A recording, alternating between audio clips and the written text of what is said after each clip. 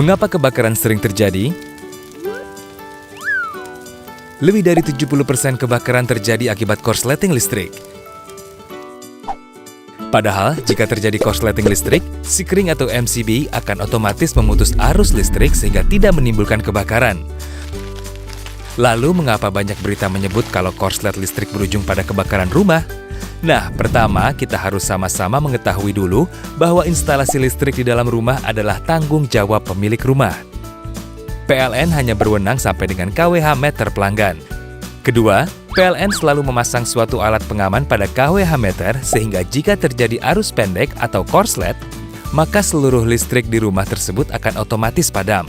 Namun, ada kalanya alat pengaman tidak bekerja saat terjadi korslet. Nah, ini adalah akibat jika kWh meter atau Sikring diotak-atik sendiri. Salah satunya apabila MCB yang ada di kWh meter diganjal atau dibypass untuk memperoleh daya yang lebih besar dari daya kontrak. Apalagi jika pelanggan menyambung langsung listrik dari jaringan PLN seperti yang sering dilakukan untuk pos keamanan. Waduh, tindakan ini juga sangat berbahaya karena tanpa pengaman. Musim kemarau panjang sering mengakibatkan alat-alat elektronik di rumah lebih mudah panas. Alat elektronik yang panas ini juga membahayakan karena bisa mengakibatkan ledakan kecil atau bahkan besar. Lalu, apa yang bisa kita lakukan untuk mengamankan instalasi listrik di rumah agar terhindar dari kebakaran? Jangan otak-atik meter listrik sendiri. Kalau ada kendala, laporkan kepada petugas PLN. Bisa langsung menghubungi kontak center PLN 123. Cek instalasi arus listrik maksimal setiap 10 tahun sekali. Jangan sampai ada kabel rusak karena panas atau karena digigit tikus atau karena alasan lain. Serahkan kepada pekerja instalatir yang paham instalasi listrik rumah. Cek steker di rumah Anda. Jika sudah terdapat warna kehitaman di sekitarnya, segeralah ganti.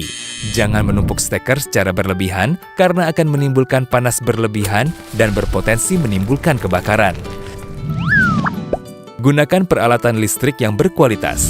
Jangan terkecoh harga yang murah padahal kualitasnya rendah. Jangan dekatkan peralatan listrik dengan benda-benda mudah terbakar seperti gas, gorden, atau kertas.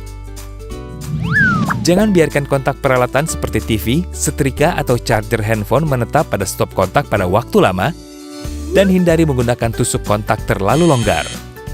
Apabila kebakaran baru saja terjadi, jangan panik. Segera hubungi pemadam kebakaran dan kontak center PLN 123 untuk memadamkan listrik di area sekitar rumah yang terbakar. Usahakan Anda memiliki alat pemadam api ringan di rumah dan pastikan isi dari alat tersebut diganti setahun sekali. Segera putus aliran listrik di rumah dengan mematikannya langsung dari Sikring panel pusat di rumah. Jika api telah menjalar atau sedikit membesar, gunakan alat pemadam api. Jangan gunakan air atau alat lain jika listrik belum mati. Jika api sangat besar, selamatkan diri Anda dan tunggu pemadam kebakaran. Nah, jika setelah listrik di rumah aman, maka kita akan terhindar dari bahaya kebakaran.